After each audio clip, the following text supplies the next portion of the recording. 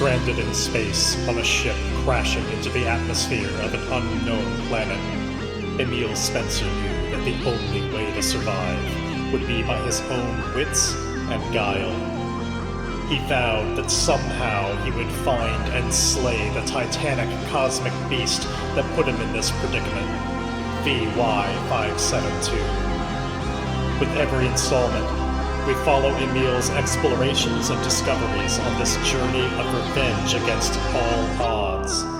I'm Midnight Jester, and this is the Left Behind Starforge series. Emile is reclined back, and he's floating in the middle of space. Stars all around him, distant galaxies, nebulae. It's utterly beautiful. Colorful in that sort of way that is just more densely populated than actual space would ever be. Everywhere all around him, there's something to look at and be transfixed by. He's breathing here, though. In and out, it's calm, it's tranquil. It's like he can hear the music of the stars. Harmonious and wonderful, ringing pitches with so many different overtones to him. This is his happy place. But soon the music is disrupted by a percussive beat that comes in. The stars flare in time with this beating until Emile finally registers that it's a pounding on the door. He blinks and realizes he's dozed off his desk. He's back at the Reacher, reclined just as he was in his imagination, feet propped up on the console, which is running lines of code in some kind of automated process that he clearly set up beforehand. The pounding continues, and Emile swivels around in his chair, goes to the door and has it open up. In front of him is the second officer, Slash, who got his name due to a very prominent scar that's all across the lower edge of his face. He's a man that Emile typically tries to avoid. Generally speaking, Emile tries to avoid his days having too much interaction with the officers on this ship. Generally, that means something isn't quite right. Slash in particular has always been a bit no-nonsense, and with the 6 inches he has on Emile, it makes it very easy to look down on him with a kind of domineering presence. Slash says to him simply, "Captain wants to see you in his ready room." Emile wipes some of the sleep out of his eyes, stands up a little bit straighter and says, "I'll be there in 5. You'll be there now." Emile arrives at the ready room. The door opens and he can see Captain Lontok is over on the far side of the room, back turned to the doorway, staring outside the window. Captain Lontok is most noteworthy for being very young for the position that she's in. With that youth comes a bit of some might describe it as carelessness, some might describe it as ambition, but Emile's typically gotten along pretty well with her. He walks into the room and stands next to her, somewhat familiarly. She looks out the window, just like in Emile's happy place. Out the window in the very far distance, one can just start making out the colorful streak of a nebula. Without turning to look at him, Captain Lontok says, "It's beautiful, isn't it, Mr. Spencer?" Emile nods his head, waiting for her to continue. "It's our next destination. VY572. Emile turns his head to look at her and goes, "What are we expecting to find there?" Captain Lontok, no longer looking out the window, doesn't answer his question, but instead just says, "I have a new assignment for you. I want you to shut down whatever. This takes precedence over whatever else you're doing right now. Shut it all down. We need all of your processing power on this. We need all computer resources devoted to this task." Emile straightens up that little bit more, realizing that this has very quickly become not a social call, and says, "Sir? BY572 is no mere nebula. Look very closely out there." And Emile turns back to the window, squints his eyes towards it. His AR display commanded to zoom in more and more to show him the details of what's in the distance. And when it's magnified like this, he can just barely make out movement in the nebula. It's moving. Some kind of gravitational force nearby? Lontok shakes her head. Keep going. Emile, understanding her meaning, zooms in a little bit more, continues magnifying until he sees what looks like limbs coming off to the sides of it and swimming as if in one giant breaststroke, and slowly arcing from the front to the back as if in one giant breaststroke. It dawns on Emile. It's alive? Not only is it alive, we have reason to believe it can communicate. That's your task. Audio recordings, we've been compiling them. We need you to do everything you can to try and decode what we're listening to. And in that moment, Emile realizes something. He looks out the window again, he looks towards Lontok, and he starts noticing all the things that aren't quite right. Is that really the exact color of her eyes? Is that really how VY572 moved? Did Captain Lontok ever give him this task? Has he ever translated an alien language before? It's all just 2 degrees off from his memory. And he says out loud, "This isn't what happened. This isn't happening. What is this?" And as he looks back into Lontok's eyes a little bit more, they start taking on the kind of oil slick, colorful sheen that he remembers seeing, the hypnotic effects of the surface of the Ferroid. He's not transfixed by them, but they're reminiscent, and he goes, "I'm not here. I'm on the Reacher, but the Reacher crashed. I'm not on this Reacher. I'm with you." And Captain Lontok says to him, "You're pretty clever. Yours is a fascinating and expansive mind. So much to explore in here. So much of interest. Your language alone. It can communicate so precisely. Well, I imagine it can do a little bit better than displaying lots of wild colors." Yes. Yes, that's it exactly. To be able to describe the world with such accuracy, this is living. I shall enjoy taking it on for myself. And as Emile realizes that none of this is real, this is all just in his mind, and memory floods back to him, we recall that where we last left off Emile Spencer, he had boarded the Reacher. It had crashed into a lava tube and was half submerged in the magma. Emile was able to crawl in, climbing through holes in the hull, eventually reaching a room that had containers full of the concentrated starship fuel, but also in that room, the amorphous magnetic creature that he had seen when the Reacher was crashing. A creature that we determined last time would be known as a Ferroid, due to its magnetic capabilities. A creature that we determined last time we'd refer to as a Ferroid. Emile tried to sneak up on it but was unsuccessful, tried to grab a barrel and run and was also unsuccessful as the magnetism drew him inside, where he got subsumed by this Ferroid, leading us back to here. For all that he knows, this is not reality. It sure has all the appearance of it. All of its sensations are being fed the right kind of information, even if a little bit off from his memory. And with this reality in mind, we're going to consider that beginning like a little bit of a vignette. I'm going to give myself the +1 momentum for it. Because while it is not exactly anything that ever happened in his life, it is at least a vague memory, a reconstruction of the people that he served with on board the Reacher. There was a Captain Lontok. There was a Second Officer Slash. And their qualities were largely like that in Emile's memory. But that exact moment never happened. All the same, I give myself the +1 momentum, setting it to +4. And Emile, still in this false reality, still recognizes that somewhere his body is back in the crashed Reacher, and being utterly smothered by the Ferroid can't possibly be good for him. He knows he's got to do something. He has no real sense of the actual time going on in the outside world, but he knows that being in here is going to be killing him.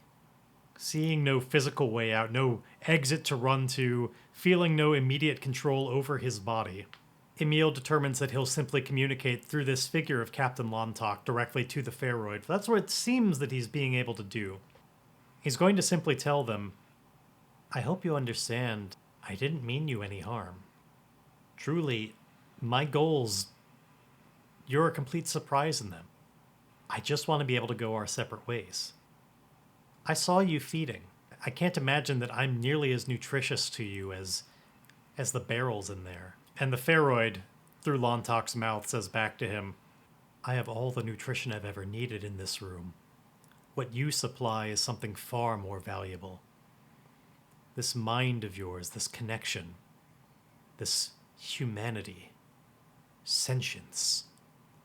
All words and concepts I've never had before, but you bring them to me now. And Emile says, do you think that you'll forget them when I'm gone? Have faith. Faith must be a word you understand now, too. If you release me, I can show you a much greater world out there. There's much more than just this room where you can attract metals and devour them. What's more, if you stay on board this ship right now, because that is what you are in, you're in a crashed starship.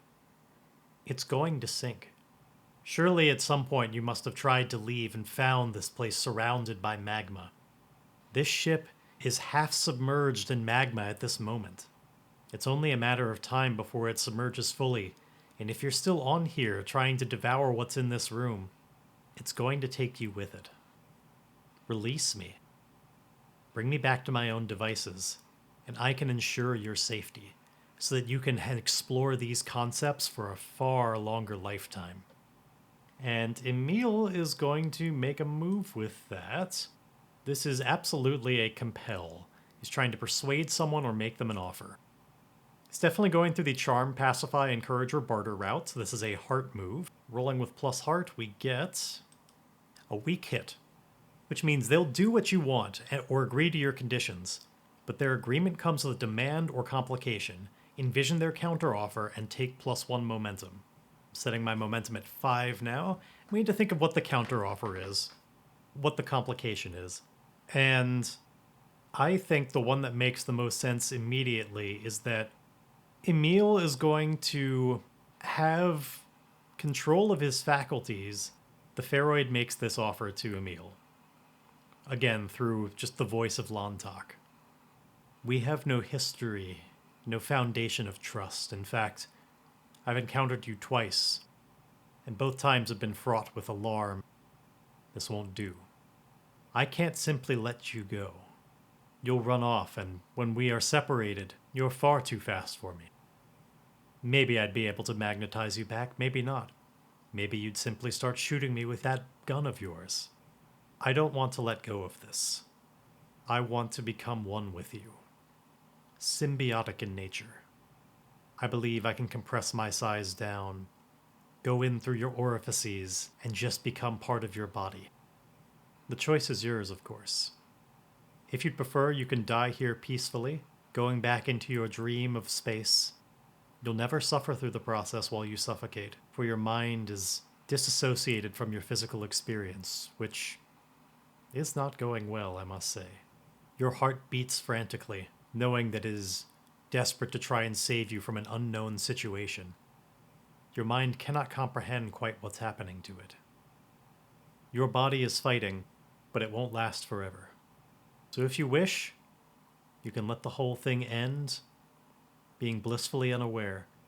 It's no doubt the most kind version of your mortality that you'll ever get offered.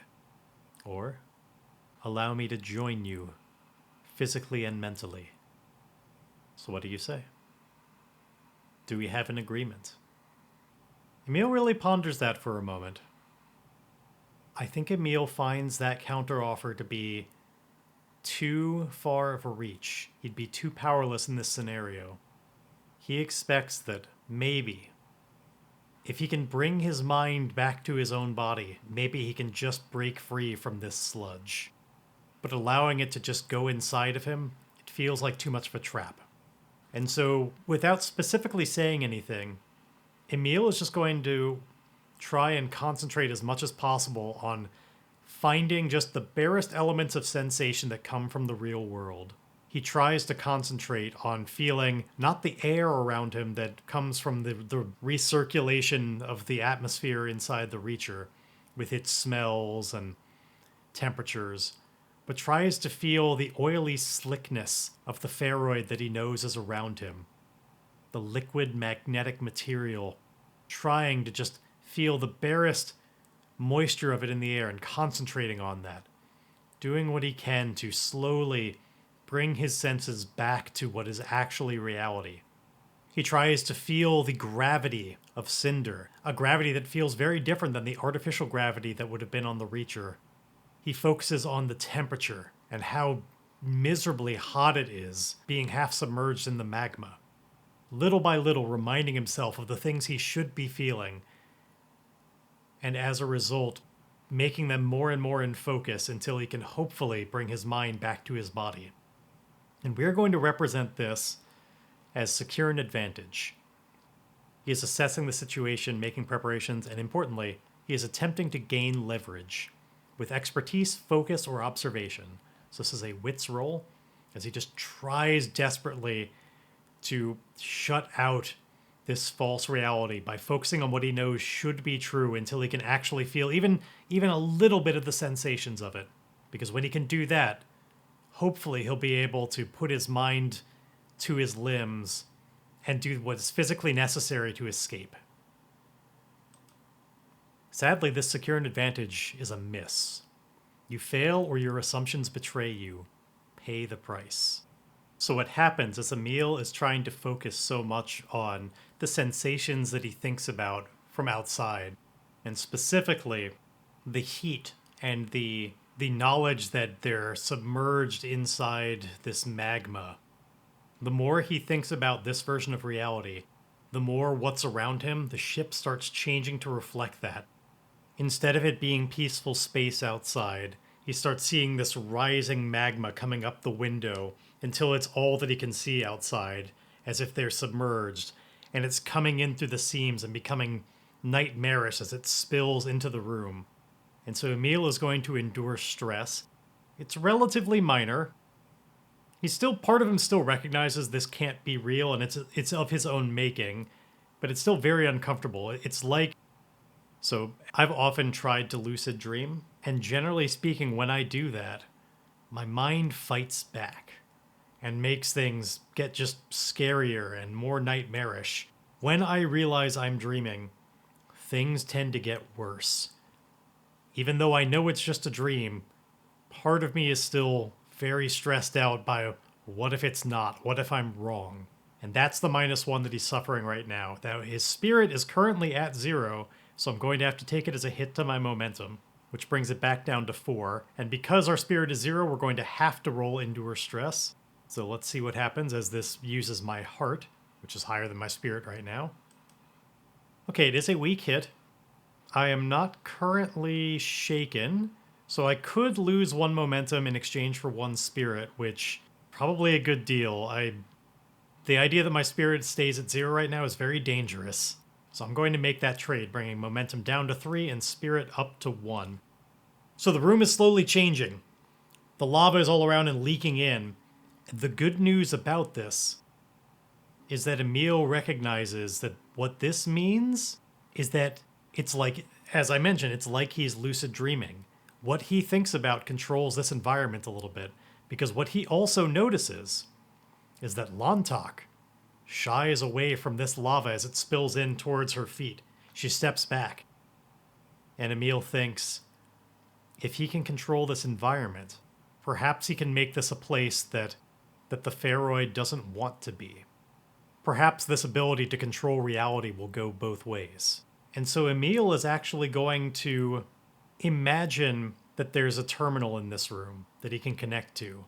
Emile imagines himself at this terminal, hacking in and opening up controls that bring this window into what was once space down like a car window, just allowing this to flood in, hoping that he can startle the Ferroid enough to wrest control and bring him back into his own body, because it is too preoccupied with all of this.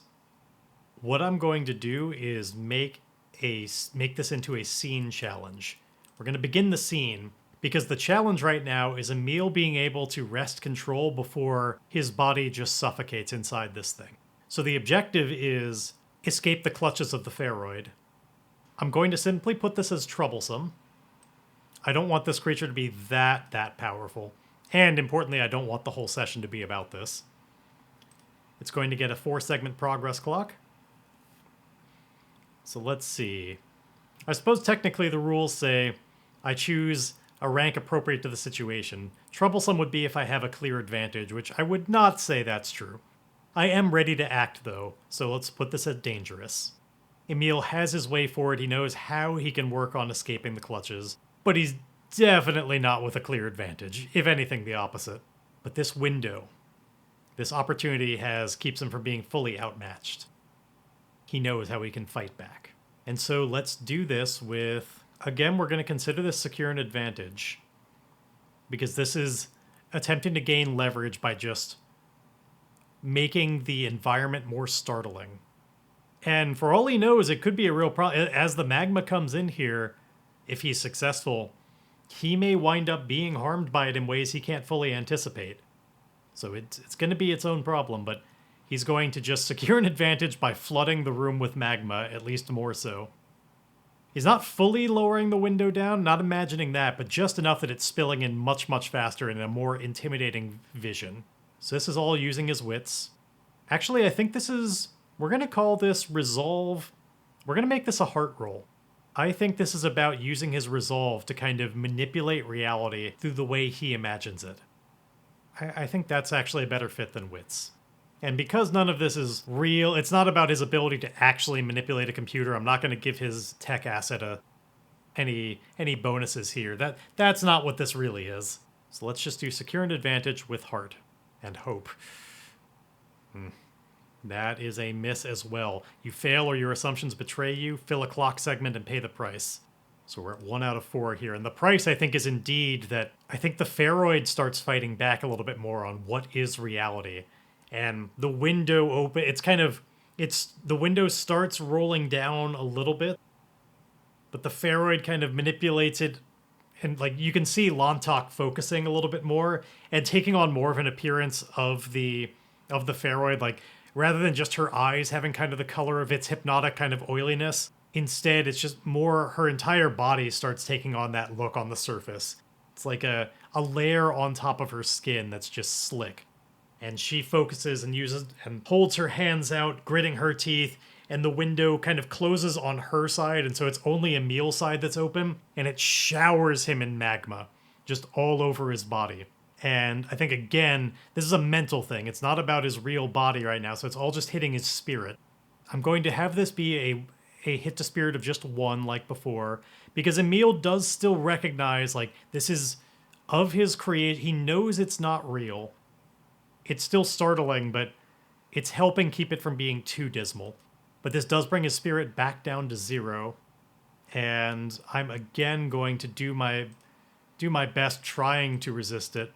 Let's make a suffer move. So endure stress using my heart. It is a miss as well. It is worse than you thought. Suffer an additional -1 spirit or lose momentum -2. Well, I'm going to lose the -1 spirit, which becomes momentum -1 because I can't afford to lose it. If my spirit is 0, I must also mark shaken or traumatized or roll on the table below. So Emile is going to mark shaken. This is now his second misfortune. It's looking bad in here. And I think Emile recognizes like he doesn't have the control he thought he did. The Ferroid is too powerful, and he fears that he's going to die. That just, this is going to be the end if he fights it any harder. And so, as the lava is spilling over his face, and he's like cowering from it and like partly feeling the heat, but not really, and it's this weird thing. He's sitting there in tears in the room and just says to Lontok, I accept your terms. Just, you can have my body. Just stop all of this. I agree. Make it end.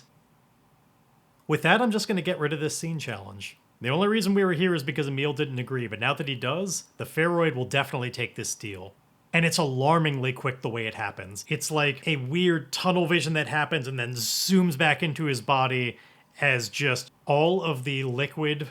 Like we're back in the real world now, just in this dark hangar, and everything that was coating around Emile's body just shoots straight up into his nostrils at like an alarming speed. like nostrils and mouth. It just goes all into his body. He's like splayed out for a moment and like convulsing. It is a rough transition, but it's also very fast. And before he can really fully register it all, it's over. But he can't stop feeling like he can feel it all inside him. He can't tell if it's just because it's all in his mind. Like, he knows it happened, but he can't tell if the sensations are in his mind in the same way that, like, if you start thinking too much about bugs crawling on you, you kind of scratch at yourself. You can't tell if it's that or if he truly is feeling just the blood as it courses around his body just feels oily now and different. And he feels just like sloshing in his head. It's just wrong. But for the moment, he's no longer hearing the voice and no longer feeling any kind of control. And so very apprehensively, in that way where he's like constantly waiting for the other shoe to drop, he reaches down, nervously picks up his flashlight, puts it back on his body, and like he can feel that like the crying he was doing inside of his mind was actually happening, and it's just damp along his cheeks, but even the tears feel a little bit oily as far as he can tell. It's just, he doesn't like this at all. He doesn't know how, but he wants this thing out. It's just wrong. And in this moment, much as he wants to make a vow that he's going to get this thing removed, he worries about thinking too much thoughts like that. How much access does this thing have to his mind? He knows it was somewhat reading it before, and so he draws his attention just back on the barrel of Starship fuel in the room and starts working on rolling it out of here. So Emile's on his way back out of the ship. He has the barrel now. Let's make another exploration move to try and just undertake this expedition. He's now doing this with almost like a paranoid vigilance. He's worried with his spirit and health and everything so low. He's just, life has been crap right now, and he's just antsy and anticipating the next thing that's like jumping at shadows, the next thing that's going to just make his life even worse. And so just paranoid, looking in every corner as he goes, very, very vigilantly, we're undertaking an expedition. Okay, and we get a weak hit on that. So this is the one where I could either suffer costs en route or I could face peril at a waypoint. But we do reach a waypoint. Oh man, I don't have too much more to lose on this as far as like making suffer moves. I could make 2 at a -1 or a -2. So I think we should face another peril here. Now first off, the waypoint that we're at, Emile takes a route back through his old station. He thinks a little bit about the layout of the ship, and he wants to go to his computer because what he is intending to do is, while he is in here, he knows that his computer holds the evidence that could clear Shark's name, that he did not bring up at the time. He didn't want them going through his stuff, but he knows it's on there. So if he can get to his station, he can download the materials to be able to someday work on clearing Shark's name. But when he arrives, there's a peril. Why don't we go with kind of the obvious, given this whole ship is sinking in lava? Like, let's make some of the lava real. So Emile arrives at his old room, his old office, the one that he was even imagining earlier in this episode. His computer's across the way, all of the evidence he knows, if he can power it back on, the evidence to clear Shark's name is on it. But he hears a groaning noise, and up ahead on the path that he was planning on getting out of here, a crack splits open, and lava slowly starts coming in through the crack, spilling along the floor, coating it, and rolling towards him.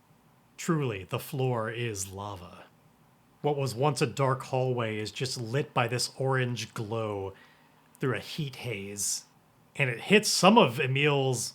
He gets a little bit of a feeling like PTSD for a moment, because so recently he was just imagining being coated in that lava, and there's a flickering moment where he can't really... He loses a bit of a grip on, is this real, is this not, is this just... Is the Ferroid doing this to him? Is it manipulating his reality? Did he ever even actually escape? What is real? Like, all of these thoughts just... He spins out on it for a moment, until actually it's the Ferroid in his mind that's still in Lontok's voice that just says, "Snap out of it. You're going to get us both killed. Now come on. Yes, it's real. It's all real. Now move your ass. Now Emile is torn here. He knows that if he does not secure this evidence now, he may never get an it's going to be coated in this lava. It's going to be lost forever. And how is he ever going to clear Shark's name without it? But on the flip side, how is he ever going to clear Shark's name if he dies in the lava? And so he starts thinking as desperately as possible. And so the first thing he does is looking all around this corridor he's in to try and find what can he take advantage of? How can he slow the flow of this lava? What's in this room? Just taking stock, trying to secure an advantage with wits by just what do I have available? Okay, we got a strong hit. It's about time we finally get some success on this. He takes +2 momentum and gets a +1 on his next move. So what he sees is that this hallway does indeed have a series of doors in it that are pretty thick. If he could get them closed, that would buy him quite a bit of time. The problem is these doors, there's no power right now. Everything's off. And so he can't just like hit a button or connect to them and get them to close. And he doesn't trust that he could just muscle them closed. And clearly the system is designed so as to not trap anybody. Like when power fails, the doors just open. They're designed that way. So I think what he's going to do now is I'm going to check my gear and find out when I was getting vague supplies back in the base, back in Concord, when I got all kinds of stuff to fill my supply back up, do I have any just like portable power supplies, any just like batteries that I could jack into the door basically to just get it powered so I could get it closed. So we're going to check our gear.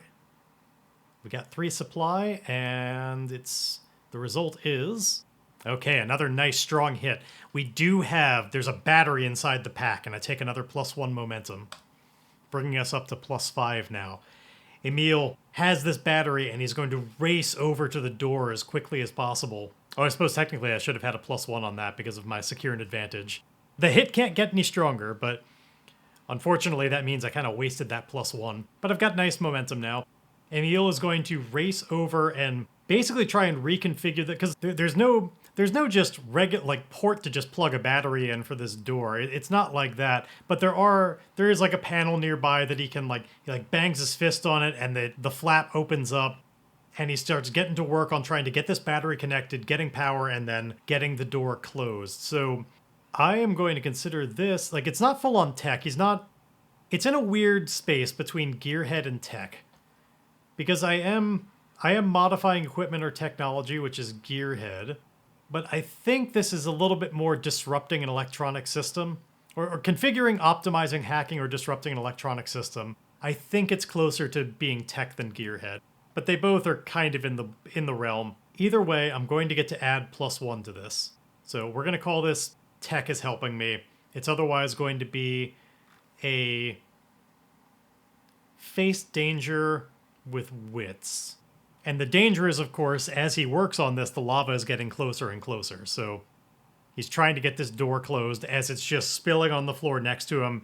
And like the Ferroid in his head is kind of, you can feel it almost like vibrating a little bit, freaking out. Like it's getting closer. This is real.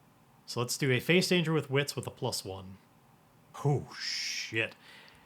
That was very nearly a double 10 complication.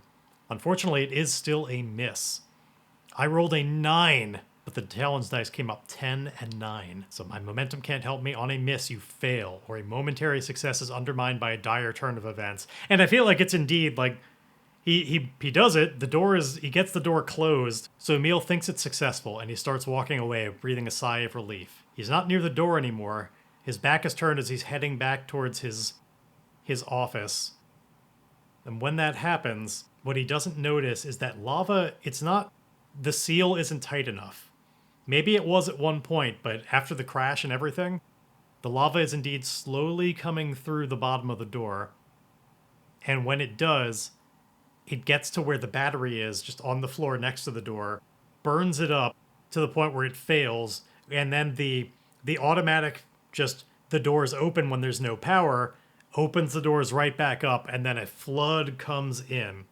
Now, to pay the price that I'm going to do, like, it's still relatively viscous and slow-flowing, so it's not like, tidal wave of lava comes through and he needs to duck out of the way. It's not that. but I am going to lower his supply as it just burns up the battery. So we're going to sacrifice resources. It's just a minor loss, it's a -1. So we're now down to supply of +2, and the lava is still coming. Now Emile, he could give up on this and just try and get out of here. Just race towards the exit and avoid the lava. But again, he's only got one shot at... This is his only opportunity to get the evidence that he needs to clear Shark's name. And he feels so guilty about it all, he doesn't want to abandon course on that. So what's he going to do? The door can no longer help him. The Ferroid in his head says to him, "Whatever you're doing is not worth it. Get out of here before I make you." And I think Emile is going to resist that and just try desperately to just run into his office as quickly as he can and just grab the hard drive and just run out and just try and do that before the Ferroid wrests control from his body. I think what he's going to do to try and keep that from happening, he's going to imagine a shortcut that is like there's ventilation in his room, and he's going to think about that to the Ferroid and be like, this is our way, like we can close the door in here. He imagines himself like running in, closing the door, and then crawling into the vents to try and convince the Ferroid, like, no, this is, you don't want to stop me. This is the way that we can get out of here more quickly. And that's going to be a secure an advantage with heart, kind of like before, just trying to use his resolve to imagine and convince the Ferroid to do the right, to let him do what he wants. Secure an advantage with heart. Okay, we get a weak hit. So I can either take 2 momentum or a 1 on my next move. I think we're going to go with the 1 on the next move. So he thinks about this. The Ferroid doesn't respond, but doesn't take over. And Emile indeed runs in the room, doesn't even get to closing the door behind him because, again, he doesn't want to take the time. He can't power it or anything, so it's just open. That part was just kind of a lie.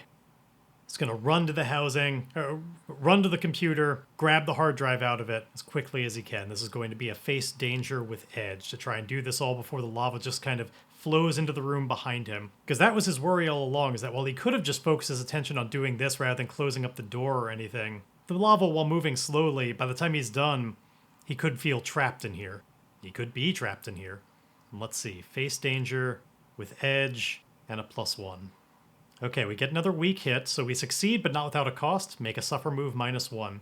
We're going to lose a little bit of momentum on this, because indeed, he grabs the hard drive out, but by the time he does and he turns around, the lava is indeed, like, it's past his doorway. He would have to leap over it, and it gives him a moment of pause. He'd either have to leap over it to get out that through the hallway, and it's like kind of starting to spill into his room, or he's indeed going to have to go into the vents like he imagined and find some way through there.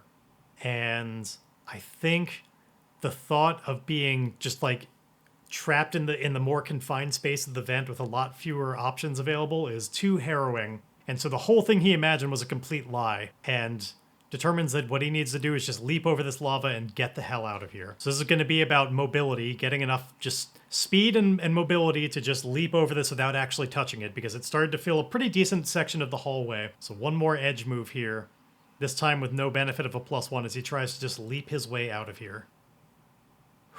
Okay, well, we get another weak hit. So again, we succeed, but not without a cost. Make a suffer move -1. I'm going to continue to be nice to myself and say that the way he was able to succeed, because he needed a far distance, I'm going to bring my supply down more, because he had to leave things behind. He had to shed weight. He didn't, like, lose it during the jump. He just put it aside knowing, like, carrying all this stuff, I'm not going to get enough distance. So he leaves behind some of the supplies, bringing the supply down to +1, and makes the leap, is able to get over, and just continues bolting it down the hallway, grabs the barrel of Starship fuel, and just starts rolling it as fast as he can. Given that our progress for resupplying on fuel and escaping the Reacher is at 8 out of 10, I think I'm just going to try and end it there. We're going to he's bolting it down the hallway just to the way that he came from. Like, he's choosing a little bit of a different path, but just running as fast as he can to just get around to another hallway, go back to where he came from, climb out, and just escape this thing as it's just slowly sinking into the lava. So we're going to try and finish this expedition. So 8 out of 10. Let's roll the challenge dice. Okay, finally the challenge dice decide to be okay. Then we get a strong hit on this. So we reach the destination, we complete our survey, we get to mark the reward. This was a dangerous expedition, so we get 2 more ticks on our Discovery's Legacy. Let's do that right now. So it's just running and running through the hallways. He turns a bend and the lava, it's just like it's been picking up speed behind him as just like the ship has been sinking more and more, and so just like more of it is coming in at a faster rate. Some of the cracks that had been coming through have expanded, and so it's just hot on his heels. But he turns around a corner and starts coming up the other way because the lava was in the direction he had wanted to go. So he gets to another hallway, heads up, runs through, finds a new crack. He knows that he needs to get to more of like closer and closer to the engines. And so what he winds up doing is veering back to where he knows there is a hole that he can get out of. He runs back to engineering where he exploded a hole. And he trusts that because those are all the way back near the engines, those would be the most out of the lava. He knew that the nose was in, so this is the highest up. He can even feel the slope and the incline as he's running. He's getting winded, but he gets back to that room that he wanted to be in and finds that hole, and for the second time escapes the Reacher through it, jumping out onto one of the rocks floating in the magma. Just as this thing just starts, as he turns around, he sees the Reacher is just continuing to just slowly submerge itself in the lava. Like something clearly gave way underneath it at one point, and its sinking escalated. Now, I am going to give myself a hit of progress on I will clear Shark's name, because he did indeed put himself in great danger to try and actually secure the evidence, and as far as he knows, he does have it. It's from his old computer, so get a hit on that. I'm going to give ourselves also a hit on I will not die on Cinder. I'm going to find a way off this hellhole, bringing that up to 7 boxes out of 10. And he stands there looking at the Reacher just falling into the lava behind him. The Ferroid says to him in his mind, "You haven't always been the most honest, but clearly you weren't lying about the danger I was in. Had I stayed on that, there'd be no escape." And as a result of that, Emile is going to try and convince it that maybe this is enough of a demonstration of goodwill that he can have his body back. So he's going to make another compel move here. So he's definitely doing this just through trying to pacify, but he's doing the heart version of this. He's being nice. Rolling plus heart gives us, okay, a weak hit. So once again, we get +1 momentum. They will agree, but there's a demand or complication to it. I think this one's relatively simple. It's just they're still in the middle of the magma pool. If they were to part ways right here, the Ferroid still wouldn't really have a good way to get it doesn't move well enough to escape on its own. So the demand is just, I will leave your body alone. I won't interfere with it, and I will leave the confines of your body, but I still need your help crossing this lake of magma. Get me across here, and I will leave your body. And I think I'm actually going to interpret that as we're going to do a make a connection move. We've never done that in this game. But Emile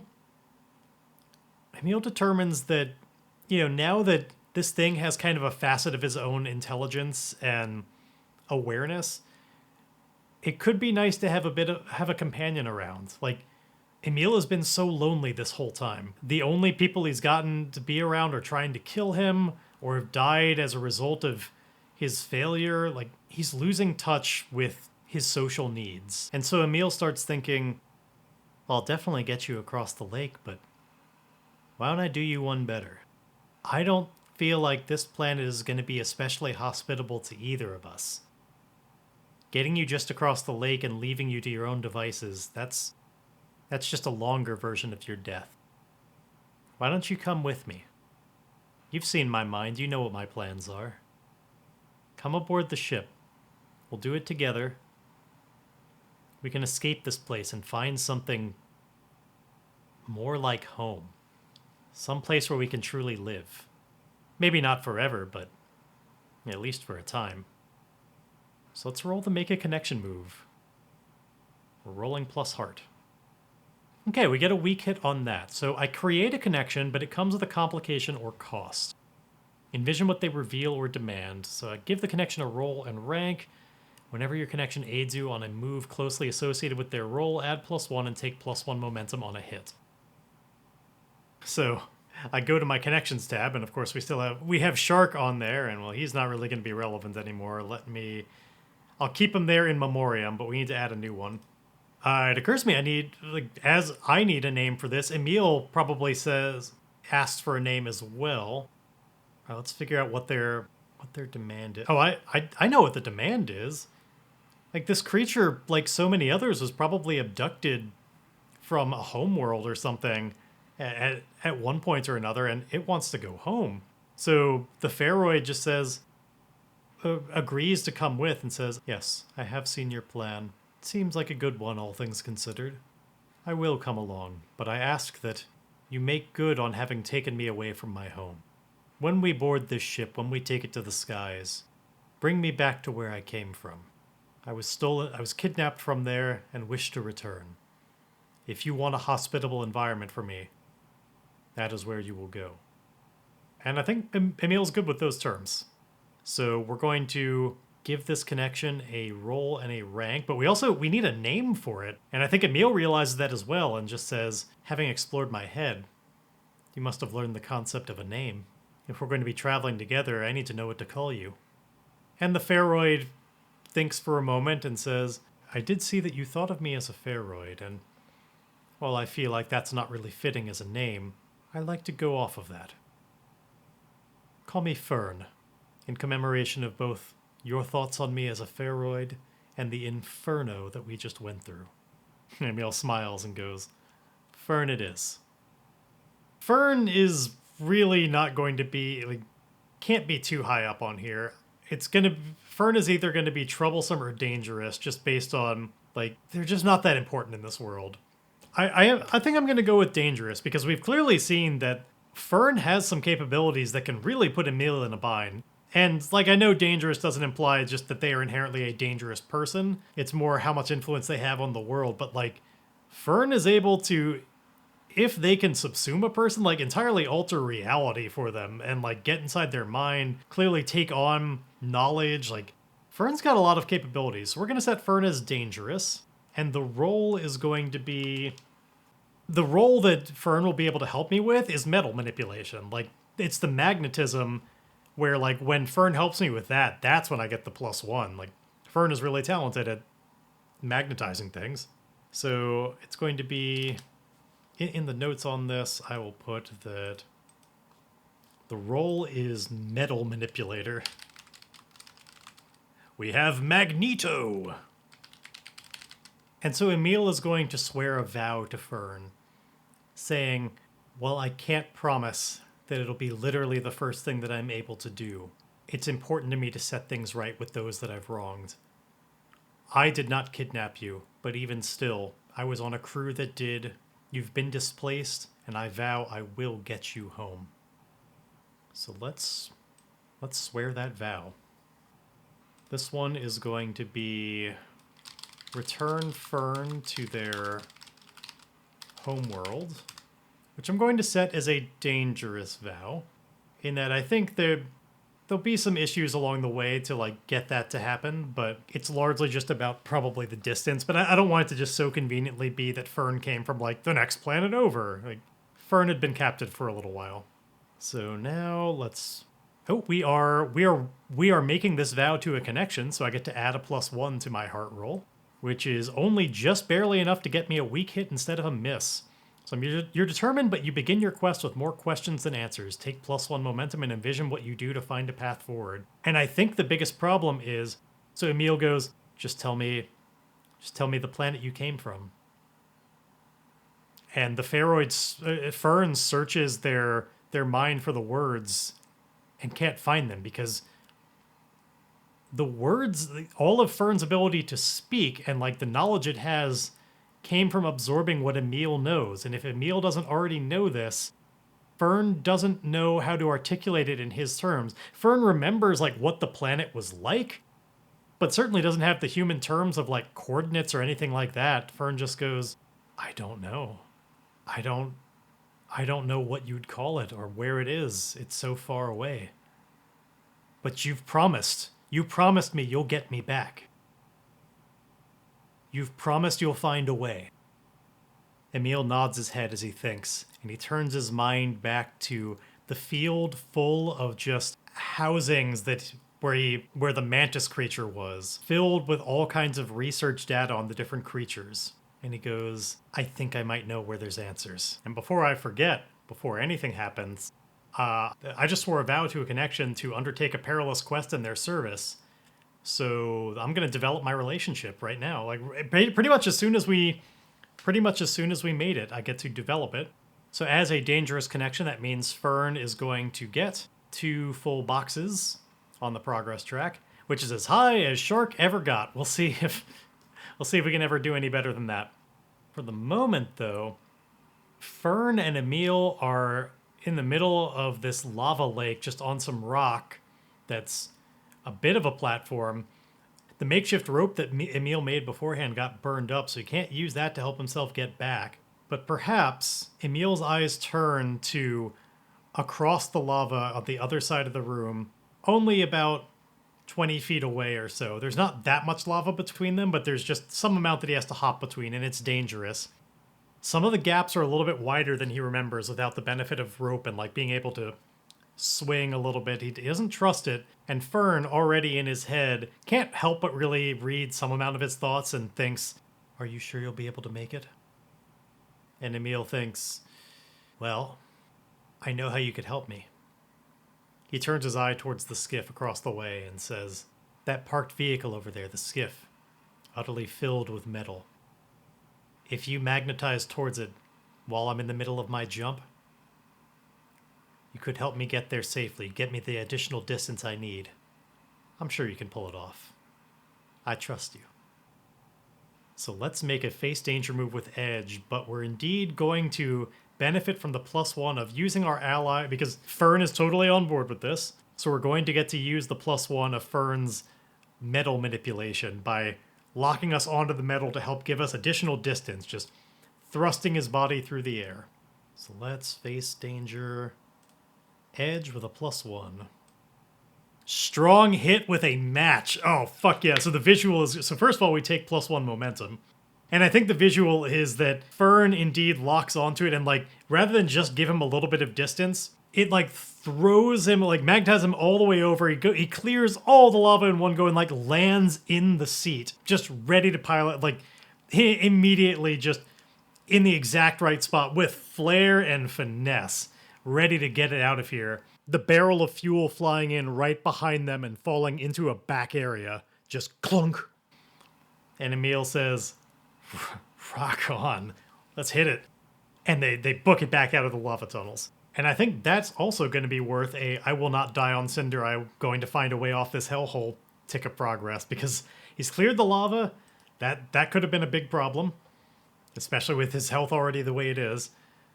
They are getting ready to go. I think like we're at 8 out of 10 progress on this. We're getting really close. But Emile is going to make good on his promise of returning Fern to their home world, and importantly, he does truly believe that any information on getting Fern back is going to involve just searching the pods that were ditched from the Reacher up above. So we're going to set a course rather than undertake an expedition. We're just setting a course because we've been across this terrain before. He knows the way. He's just going to get back to this spot. Now, unfortunately, that involves rolling our supply, and we only have a +1 on that right now. I'm glad we've got decent momentum. I hope this goes well. Let's see. Rolling our supply, we get... Okay, we got a weak hit on it. We can't improve it with momentum, but we arrive but face a cost or complication. So we either make suffer move -2 or 2 suffer moves -1, or we face a complication at the destination, envision what you encounter. Let's have the complication be that indeed the Valkyrie's posse is still in the area. Emile picks them up on his scanner, and he like kills the engine a little bit far away because he doesn't want to make noise or anything. He knows that while he turned off his locator, they could still just visually see him or something. He doesn't want to kick up too much ash. And Fern just asks that Fern, who is now separated from Emile's body, Fern is doing their best attempt to make a kind of hominid form that's just with this same kind of oily, colorful metal, but like rather human shaped. Fern, now that they're not in Emile's head, has no ability to just communicate verbally anymore, but looks over to Emile and like uses a control of colors and knowledge of human expressions to kind of make a bit of a confused look, which Emile correctly interprets and says, "We gotta lay it low for a bit. These guys are, well, do you see any of my thoughts on that mantis fight? These guys are, well, you saw. You know my history with them.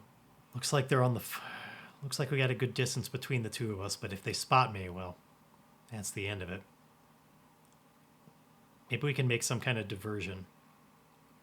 Lead them off somewhere. This skiff has a beacon on it that I turned off so they wouldn't be able to just scan for it. But if I can emulate that and put it elsewhere, we can lead them off course."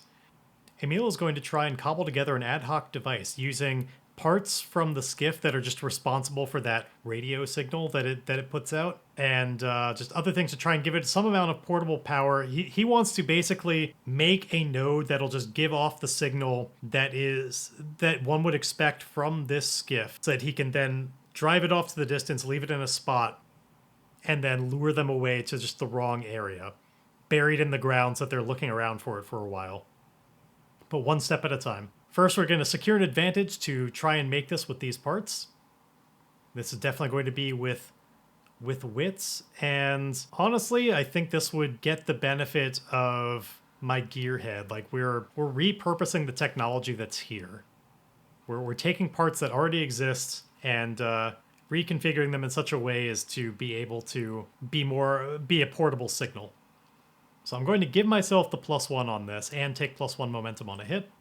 Maybe that's being too generous, but right now, like, Emile is in such dire straits with all of his sliders except momentum that, like, I got to start giving him some things going for him. Otherwise, we're never going to make it out of here. We're never going to get a chance to finally heal some of this stuff. So secure an advantage with wits, with a +1, and benefiting from the scavenger move that'll give us this device. Okay, thankfully that turns into a strong hit. Just barely, but we get it. So I get 2 momentum, which puts us... Actually, we can't get a full 2 because I've got a couple of misfortunes right now, but I get all the way up to 8, which is our current max. I take +1 on my next move, not a progress move, and if I'm using this item, I get to add another +1 on a move aided by that item. It's just, if I roll a 1 on the action die, it gets destroyed. But I should only need this the once. So what Emile is going to do is, Emile is going to take his skiff and just in very quiet running mode, as cautiously as he can, drive it off in the wrong direction for a little bit. Not even in the direction of the Reacher, just an arbitrary additional spot just where there will be lots blocking the sight line. He wants to try and find some good terrain features and stuff so that they won't be able to look back and see what's going on. Once he finds that, he is going to dig a small hole in all of the like metal filings, in all of the metal filings and ash and everything on the ground. Bury this thing in there, turn it on, and then leave. The hope, of course, being that this will be a trick to lure them away. So this is definitely a shadow move. He's being very deceptive with this. So I'm glad that we get to have the +1 from the equipment and the +1 from having secured an advantage, because our shadow is only a 1. So this is a face danger with shadow with a +2.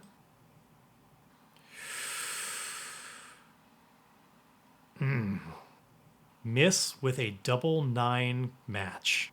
We fail, or a momentary success is undermined by a dire turn of events. Pay the price.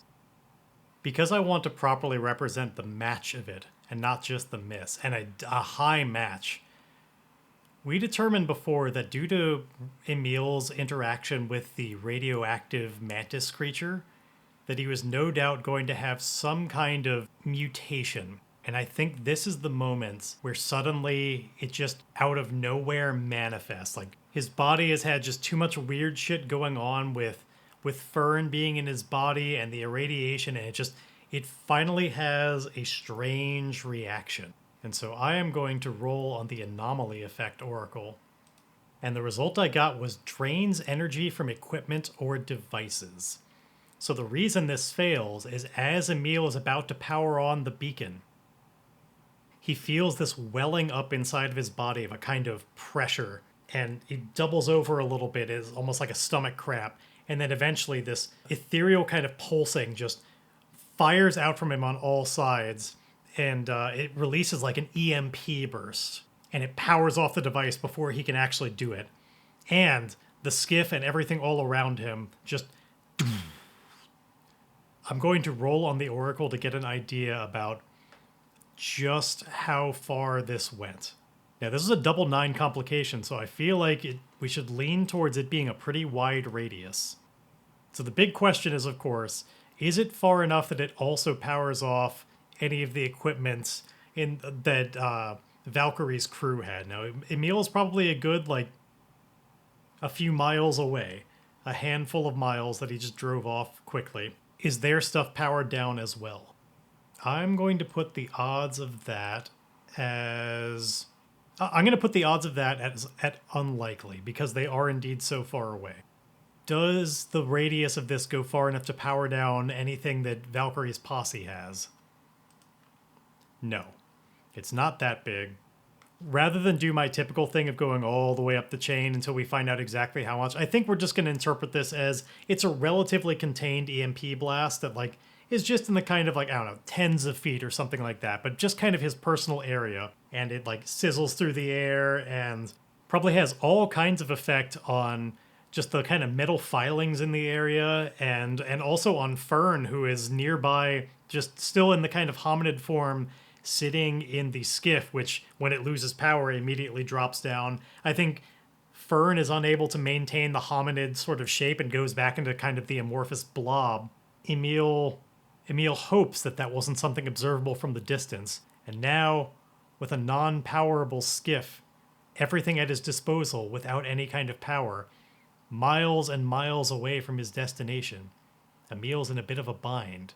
So how is Emile going to get Fern back to the embedded pods in the ground, much less back to the Concord area where he can try and steal a ship? Well, that's of course a question for next time. You know, I'll be honest, when that double 9 complication came up right at the end, I had a strong pull towards ignoring it and trying to just fake it, change the result, pretend something else happened. I just wanted Emile to have some success so badly and just be able to get on with it, get aboard the ship, and not have another wrinkle before we could have any of that happen.